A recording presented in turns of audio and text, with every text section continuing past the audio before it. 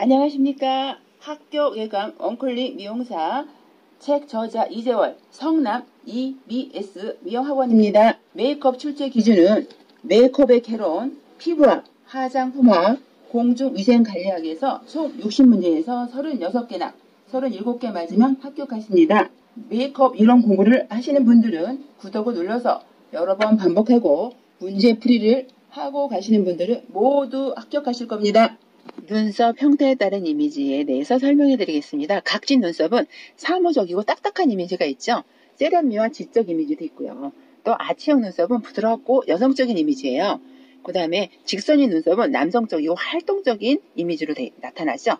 꼬리가 처진 눈썹은 부드럽고 완화한 이미지, 어리숙해 보이기도 하죠. 그 다음에 꼬리가 올라간 눈썹은 생동감 있어 보여요. 날카로워 보이기도 하죠. 섹시한 느낌을 할 때는 꼬리가 올라간 눈썹을 해줬겠죠. 짙은 화장은 강하고 활동적인 이미지, 여성미가 다소 결여되죠. 짙은 화장은. 흐린 눈썹은 온화하고 여성스럽고 온순해 보여요. 자칫 병약해 보일 수도 있어요. 양미간 사이가 좁은 눈썹은 지적이고 세련된 이미지가 돼 있죠. 다소 답답하고 소심해 보이기도 해요. 양미간이 좁으면. 양미간이 너무 넓으면 부드럽고 온화하며 너그러워 보이죠. 지루해 보이고 나태해 보이기도 해요. 눈썹 꼬리를 그릴 때 유의사항은 뭐냐? 눈썹 길이는 눈 길이보다 길게 그리는 게 좋아요. 눈썹 앞머리와 눈썹 꼬리에 거의 일직선상으로 그리는 게 좋고요. 눈썹 앞머리는 자연스럽게 처리하고 끝부분은 갈수록 깔끔하게 음영을 넣어주는 게 좋아요. 아이섀도우의 부위별 화장법에는 메인 컬러, 섀도우 컬러, 포인트 컬러, 언더 컬러, 하이라이트 컬러가 있는데 메인 컬러는 아이섀도우 전체 분위기를 내는 색을 갖다 메인 컬러로 하죠. 전체 이미지를 맞게 눈 중앙 부분에 은은하게 펴발라주는 게 메인 컬러예요. 섀도우 컬러는 눈 위에 자연스러운 음영을 주어서 깊이 있는 눈매 연출하는 걸 갖다가 섀도우 컬러라고 그래요. 포인트 컬러는 선명한 눈매 표현할 때 포인트 컬러래요. 짙은 계열의 아이섀도우를 선택하여 쌍꺼풀 라인을 중심으로 발라주는 컬러를 갖다가 포인트 컬러라 해요. 언더 컬러는 눈동자 아래 부분의 선 느낌을 깨끗하게 발라요. 보통 포인트 컬러를 언더 컬러라고 사용하죠. 그리고 하이라이트 컬러는 눈썹뼈 부위에 밝은 톤, 흰색, 아이보리, 연핑크, 펄 등을 이용해서 발라주는 것을 바로 하이라이트 컬러라고 해요. 눈썹뼈 부위에 밝게 처리하여 상대적으로 눈매는 더욱 깊이감을 주고 아이섀도우를 깔끔한 느낌을 주는 역할을 하는 게 하이라이트 컬러예요. 아이라인의 목적은 뭐냐? 선명하고 또렷한 눈 모양을 표현해주죠. 속눈썹을 풍성하게 표현해줘요. 작은 눈을 크게 보이기도 하죠. 눈이 생기 있어 보여요. 눈꼬리가 처지거나 올라갈 때 수정할 때 필요한 거로 아이라인의 목적인 거죠. 눈꼬리에 따른 아이라인 기법은 눈꺼풀이 없는 눈, 쌍꺼풀이 없는 눈, 위아래 라인을 약간 굵게 그려줘야 돼요. 쌍꺼풀이 없기 때문에 눈꼬리 부분은 위의 라인과 아래 라인이 만나지 않게 열어주는 게 좋아요. 그 다음에 눈꺼풀이 있는 사람은 쌍꺼풀이 있는 사람은 속눈썹에 가깝게 가늘게 그려줘야 좋고요. 라인이 강하면 인상이 싸나워 보여요. 언더이 라인은 약간만 표현해주는 게 좋아요. 지방이 있는 두툼한 눈은 어떻게 하느냐? 눈 앞머리부터 꼬리까지 전체적으로 그려주는 게 좋아요. 눈꼬리 부분을 굵게 그려주는 게 좋고요. 눈꼬리가 또 올라간 눈. 위 라인은 가늘게 그려주는 게 좋고요. 언더 라인은 눈꼬리에서 시작하여 3분의 1을 채워서 두껍게 강조해주는 게 좋아요. 눈꼬리가 내려간 눈은 위 라인은 꼬리 부분을 살짝 올려서 두껍게 채워주고요. 언더 라인은 생략하거나 은은하게 그려주는 게 좋아요. 동그란 눈은 눈동자 중간 부분을 생략해주는 게 좋고요. 눈 앞머리와 꼬리 부분에만 살짝 그려주는 게 좋아요. 그래서 가늘고 긴 눈은 눈동자 중앙 부분을 도톰하게 그려주는 게 좋아요. 눈꼬리와 꼬리 부분을 자연스럽게 그려주어 눈이 동그랗고 훨씬 생기 있어 보이기도 하죠. 그 다음에 립 라인의 유형 및 특징에 대해서 설명드리겠습니다. 거기에는 아웃커버, 스트레이트형 인커버가 있어요. 아웃커버는 매혹적이고 관능적인 이미지를 느껴요. 하관이 넓은 경우 줄어들어 보이는 효과를 하죠. 원래 입술 라인보다 1에서 2mm 넓게 그려주는 것 같다가 아웃커버라고 그래요. 네, 스트레이트형은 샤프하면서 지적인 이미지예요. 단정한 유니폼을 착용할 때 어울리는 모양을 갖다가 스테이트형이라고 그래요. 잉커버는 귀엽고 여성스러운 이미지예요. 원래 입술 라인에서 1에서 2mm 정도 안쪽으로 그려주는 거예요. 립 메이커의 순서는 입술 모양을 수정을 할 때 어떻게 하느냐. 립스틱을 바르기 전 입술 모양에 수정이 필요할 경우 파운데이션을 이용하여 원래 입술 라인을 최대한 깨끗하게 커버해 준 다음에 유분기를 없애기 위해 파우더를 눌러서 발라주는 게 좋아요. 그리고 입술을 수정해 주는 게 좋겠죠. 위 입술 그리기. 위 입술은 중앙부터 시작해서 좌우 대칭에 맞게 입술선을 그린 다음 양쪽 끝 부분을 향해 그려주면 좋겠고요. 아래 입술 그리기는 아래 입술도 중앙부터 그려서 중심을 잡은 후 양쪽 끝부분을 향해 그려주는 게 가장 이상적입니다. 입꼬리 그리기는 입술을 벌려서 위 입술과 아래 입술의 구각 부위를 연결해서 주는 게 좋아요. 마무리는 립스틱이 지속력을 위해 티슈로 유분기를 제거한 후 파우더를 한번 더 바르고 다시 한번 립스틱을 발라주는 게 가장 이상적입니다. 브러쉬 형태별 이미지는 귀여운 이미지가 있고 성숙한 이미지가 있고 지적인 이미지가 있는데 귀여운 이미지는 위치가 볼 쪽으로 가까울수록 모양이 둥글수록 큐트한 이미지를 나타내요. 성숙한 이미지는 위치가 뺨 뒤쪽으로 갈수록 성숙미가 느껴지겠죠. 그 다음에 간절한 놀이에서 시작하여 구각을 향해 세로 느낌을 강하게 넣을 경우 성숙해 보여요. 그리고 지적인 이미지는 볼뼈 위쪽 하이라이트를 주죠. 그 다음에 볼뼈 아래 움푹 파인 곳은 쉐이딩을 넣어주는 걸 말해요. 이게 지적 이미지에 대해서 하는 거예요. 그다음에 얼굴형에 따른 블러셔의 방향은 둥근 얼굴형은 어떻게 했냐. 볼뼈 윗부분에서 입꼬리를 향해서 사선으로 새로운 느낌이 나도록 블러쉬를 주는 게 좋아요. 긴 얼굴, 장방형 얼굴은 볼 부분에서 바깥쪽을 향해 가로 느낌이 되도록 해주는 게 좋고요. 역삼각형 얼굴형은 파스텔 톤의 부드럽고 화사한 색을 이용하여 강대뼈 윗부분에서 블러쉬를 해주는 게 좋고요. 다이아몬드 얼굴형은 강대뼈 부위를 살짝 감싸듯이 둥글고 부드럽게 해주는 게 좋아요. 사각 얼굴형은 볼뼈 아래부터 둥근 느낌이 나게 길게 넣어주고 각이 진 턱선과 양쪽 이마 부분에 약간 짙은 색상을 블러셔 해줘야 돼요. 사각 얼굴들은. 그 다음에 색과 색채의 비교, 물리적 현상이 있죠. 물리적, 생리적, 심적인 현상을 나누는데 색에는 유채색과 무채색이 있어요. 그거를 알아두시면 되고요. 유채색에 대해서 색깔별 파장 범위에 대해서 설명해 드리면 보라색은 파장이 380에서 450mm 정도 가죠. 노란색은 450에서 490mm 봐. 초록색은 495에서 570mm.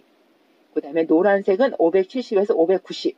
주황은 590에서 620. 빨강은 620에서 780의 색깔별 파장 범위를 알아두시면 돼요. 그 다음에 중요한 거는 색의 삼속성. 색의 삼속성은 뭐냐? 색상, 명도, 채도 꼭 머릿속에 넣으세요. 색상은 감각에 따라 식별되는 색의 종류를 말하는 거예요. 명도는 색의 밝고 어두운 정도, 채도는 색의 밝고 탁한 정도를 말하고 있어요. 머셀의 5가지 기본 색상은 뭐냐? 빨간색. 머셀의 5가지 기본 색은 빨강, 노랑, 녹색, 파랑, 보라색을 머셀의 5가지 기본 색상이라고 해요.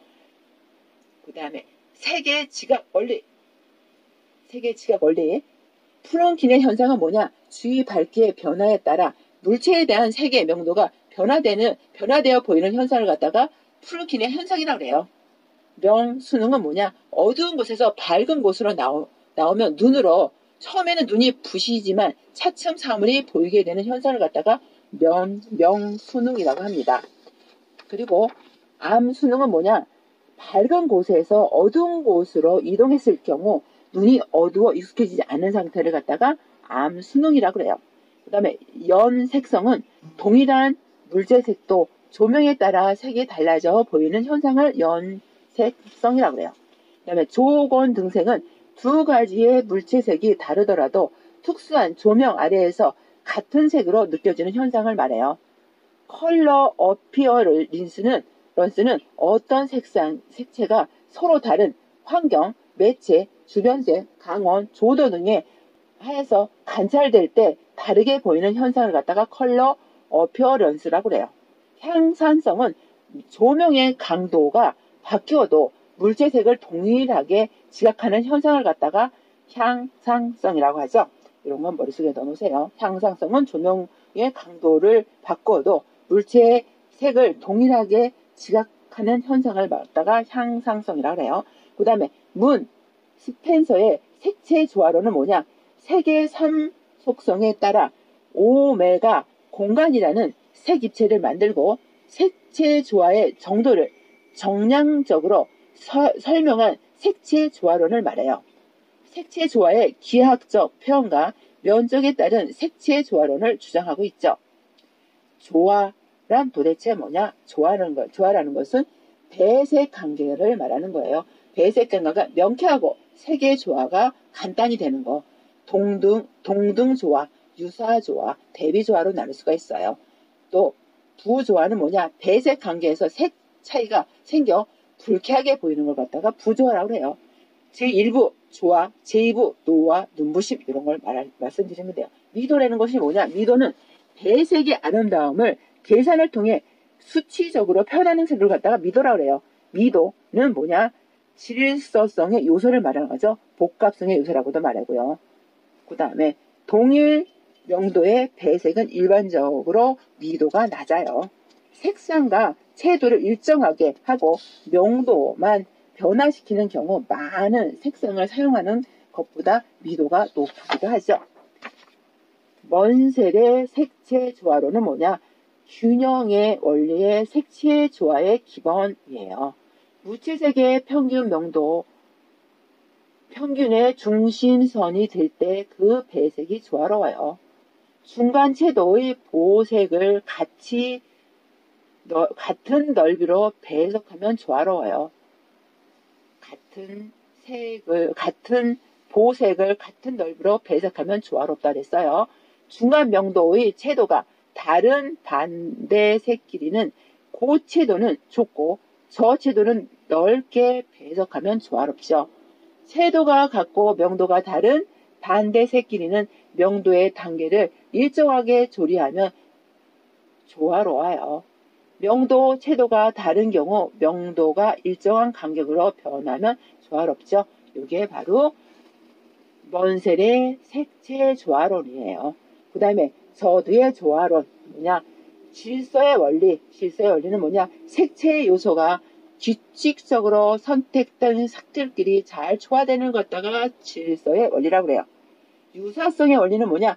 배색에 사용되는 색채 상호간에 공통되는 성질이 있으면서 조화되는 것 같다가 유사성의 원리라고 합니다.